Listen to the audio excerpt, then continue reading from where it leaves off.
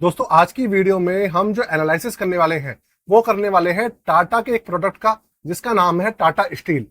इससे जुड़े टाटा मोटर्स और टाटा गोल्ड का मैं ऑलरेडी रिव्यू कर चुका हूं। अगर आपको वीडियो देखनी है तो चैनल पे अपलोडेड है, लाइव है, जाके आप सर्च करके देख सकते हैं। देखिए टाटा जो स्टील है, आपको पता ही है कि जब से टाटा का साम्राज्य चल रहा है तब से जो मेन बिजनेस इनका रहा है, कोर बिजनेस रहा है आजादी से पहले का, वो टाटा स्टील रहा है। जब सेकेंड वर्ल्ड वॉर हुआ था तो भाई अंग्रेजों के जो टैंक्स बनते थे ना, वो टाटा के स्टील से बनते थे। और अंग्रेजों ने कहा है, आप सर्च करके देख सकते हैं कि टाटा का स्टील अगर नहीं होता ना, अगर टाटा नहीं होता तो उनको ना इन सब चीजों में बहुत दिक्कत होती। साथ में उन्होंने ये भी कहा कि भाई स्टील इतनी अच्छी क्वालिटी का था, जो टैंक्स के अंदर जो शेल्स टकराते थे दुश्मन देश के, वो शेल अंदर नहीं जा पाते थे। इतना अच्छी क्वालिटी का जो स्टील था इनका हुआ करता था। और अभी भी वो जो क्वालिटी है ना, टाटा ने मेंटेन की हुई है। तो आज इसका पूरा का पूरा रिव्यू करेंगे, अच्छे से समझेंगे कि अभी के समय में 165 रुपए पे चल रहा है ये, क्या इसकी पोजीशन है, क्या ये बढ़ रहा है, क्या घट रहा है, अच्छा है बुरा है, सब समझेंगे। सारे पहलुओं पे ढंग से बात करने वाले हैं। लेकिन एक चीज आपको बता दूं, किसी भी तरीके का रिकमेंडेशन, सजेशन या एडवाइस इस स्टॉक को लेकर या किसी भी चीज को लेकर हमारी तरफ से नहीं होगा, क्योंकि भाई स्टॉक मार्केट के अंदर रिस्क हमेशा बना रहता है। दोस्तों तो शुरू करते हैं। यह टाटा स्टील लिमिटेड है। देखिए इस स्टॉक के अंदर अभी के समय में बहुत ज्यादा मूवमेंट हो रही है। मोस्ट एक्टिव स्टॉक है ये पूरे के पूरे एनएससी के अंदर, मोस्ट एक्टिव स्टॉक। क्योंकि मैंने पूरी पूरी लिस्ट निकाली, उसका देखा भाई कौन से स्टॉक्स के सबसे ज्यादा मूवमेंट हो रही है, तो उनमें से एक ये है। रीजन क्या है, रीजन आपको पता चल जाएगा। सबसे पहले इसके जो फैक्टर्स हैं वो समझने की कोशिश करते हैं। इसकी जो रैंकिंग है, देखिए रैंकिंग है इसकी 3 स्टार। 3 स्टार क्यों है, ये आपको वीडियो पूरी देखेंगे तब आइडिया लगेगा। दूसरी बात, जो क्वालिटी स्कोर है वो है 10 के अंदर से 4, मतलब 4/10 है। तो क्वालिटी स्टोर स्कोर, तो क्वालिटी स्कोर जो है वो तो बहुत ज्यादा अच्छा नहीं है, लेकिन हाँ फिर भी ठीक ठाक है। ग्रोथ के चांसेस 5/10 है, मतलब 50-50 है। इसके अलावा वैल्यूएशन 6/10 है, मतलब वैल्यूएशन हल्की सी ज्यादा है। और मोमेंटम 50-50 है। ये स्कोर है इनका वैल्यू रिसर्च वालों का। अब हम अपनी बात करते हैं। सबसे पहले देखते हैं इसका चार्ट। अगर आप देखेंगे, आज की मैं बात करूं तो इसमें 5.40% की गिरावट हुई है अभी के अंदर। और अगर हम बात करें इसके 3 साल के डेटा की, तो आप 3 साल में देखिए इसके अंदर जो फ्लक्चुएशन हुआ है कितना हुआ है। 3 साल पहले जो चल रहा था करीबन 85 रुपए पे था ये, तो 85 रुपए से बढ़कर अब ये एक समय ये आ गया था कि 180 रुपए पे चल रहा था, और अब ये जो है भैया 165 रुपए के आसपास चल रहा है। अब अगर पूरी की पूरी हम 3 साल के अंदर इसके अंदर ग्रोथ देखें, तो 3 साल के अंदर जो ग्रोथ है इसके अंदर वो है 89.16%। मतलब ये समझ लीजिए ये ग्रोस वैल्यूएशन है। ग्रोस का मतलब ये था कि अगर किसी के 1 लाख रुपए थे तो वो 3 साल बाद 1,89,000 के आसपास है। मतलब आप मोटा मोटा मान लीजिए कि 30% की ग्रोथ हुई है, जो सीएजीआर की बात करेंगे। अगर एवरेज की बात करते हैं तो देखिए, वैसे तो स्टॉक के अंदर जो सीएजीआर वगैरह होता है, एवरेजिंग होती है, कुछ भी नहीं होता। क्योंकि स्टॉक्स जो होते हैं एक पार्टिकुलर फील्ड से, एक पार्टिकुलर सेक्टर से बिलोंग करते हैं। अगर उस सेक्टर्स के अंदर उछाल आ गया तो भैया स्टॉक्स खूब भागते हैं। अगर उसके अंदर गिरावट आ गई तो भैया स्टॉक्स एकदम से मुंह केवल गिरते हैं। आपने देखा है ऐसा। लेकिन क्योंकि एक ब्लू चिप स्टॉक है ये, तो इसलिए इसके अंदर मूवमेंट जो है अगर ऊपर नीचे होती भी है तो भी अपनी जो जगह है बना लेता है। अच्छा, उसके बाद ये तो हो गया इसका 3 साल का डेटा। अगर हम 5 साल 10 साल का भी उठा के देख लेते हैं, 10 साल के अगर आपके सामने देखेंगे तो वो भी आपके सामने है। 10 साल पहले ये 28 रुपए पे था, और 10 साल के अंदर जो इसमें ग्रोथ हुई है 467% की हुई है।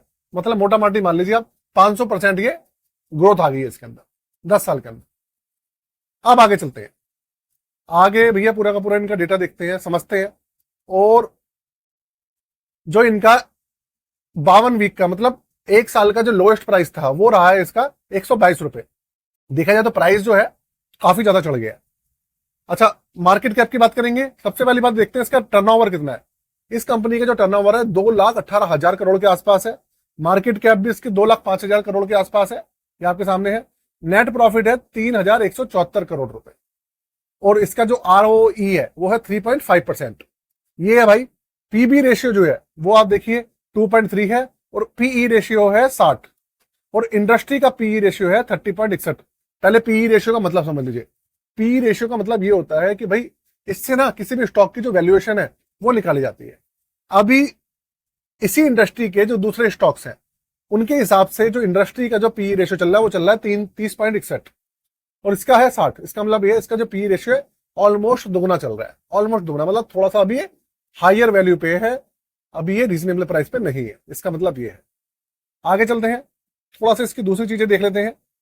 अगर इसका देखिए आप बीएसई मेटल को देखेंगे, आप बेंचमार्क देख लीजिए, इसका बेंचमार्क देखेंगे तो आप, तो बीईएसई मेटल अगर आप देखेंगे तो बीट ही करा है इसको, सब जगह पे बीट किया हुआ, 5 साल में, 10 साल में भी बीट किया हुआ है, 5 साल में, 3 साल में, हर साल में बीट किया हुआ है।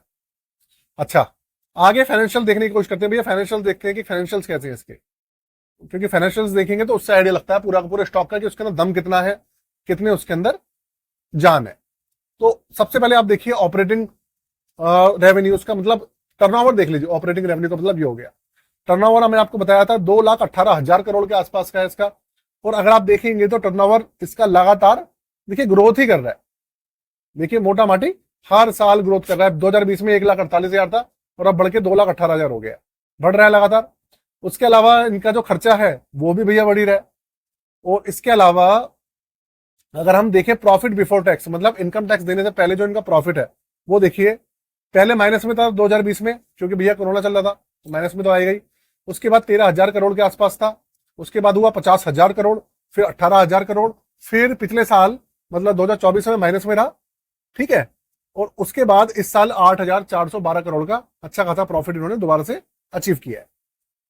अभी ना ट्रम्प जितनी भी सीमेंट इंडस्ट्री है उनके अंदर कुछ ना कुछ, स्टील इंडस्ट्री है, सीमेंट इंडस्ट्री है, एल्यूमिनियम इंडस्ट्री है, इनके अंदर ना अमेरिका के अंदर क्या कर रहा था, कुछ टैक्सेस लाने की बात हो रही है, एक्स्ट्रा टैरिफ लाने की बात हो रही है, जिसकी वजह से इस स्टॉक के ऊपर भी थोड़ा सा इंपैक्ट देखने को मिला है।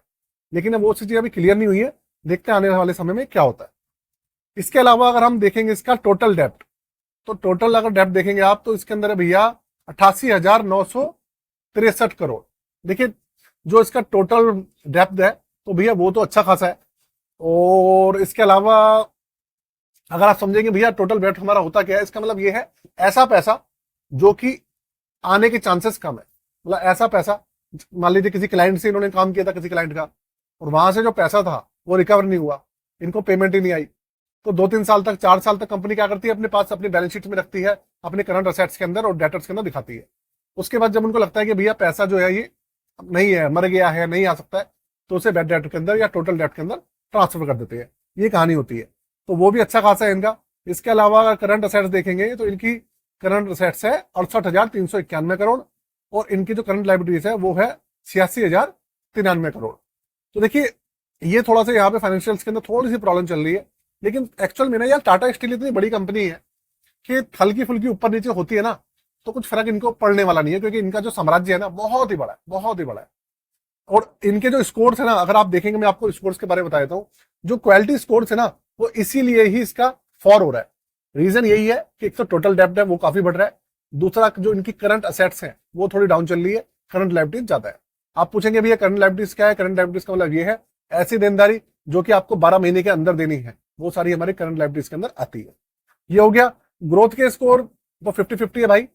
तो ये पूरा का पूरा सिनेरियो है। अभी अगर हम पिछले 3 महीने के अंदर भी देखें ना, इसके अंदर 3 महीने के अंदर कितनी मूवमेंट हुई है, तो देखिए 3 महीने के अंदर 127 रुपए पे चल रहा था ये अप्रैल में, अब 165 पे है। तो अप्रैल के समय तो देखिए ये रीजनेबल प्राइस पे था, अभी के समय में ये कि बिल्कुल भी रीजनेबल प्राइस पे अवेलेबल नहीं है, पी रेशियो भी ज्यादा है और प्राइस भी ज्यादा है, ये क्लियर है, ठीक है। तो भाई इसके अलावा अगर आप कुछ और जानना चाहते हैं इस स्टॉक के बारे में, कुछ और भी क्वेश्चन है तो मुझे कमेंट करके जरूर बताइएगा। साथ में चैनल को सब्सक्राइब कर लीजिएगा, बेल के आइकन को दबा दीजिएगा। और अगर आपके पास पोर्टफोलियो है म्यूचुअल फंड्स का, स्टॉक्स का, आप उसको चेक कराना चाहते हैं, नया बनवाना चाहते हैं, तो चार्जेस 999 रुपए है। डिस्क्रिप्शन में पूरी डिटेल लिखी हुई है, व्हाट्सएप नंबर है, डिटेल्स है, जाकर कॉन्टेक्ट कर सकते हैं। जिसको करवाना हो सिर्फ वो ही कॉन्टेक्ट करे, उसके अलावा कोई भी कॉन्टेक्ट ना करे दोस्तों। आज के लिए जय हिंद, वंदे मातरम।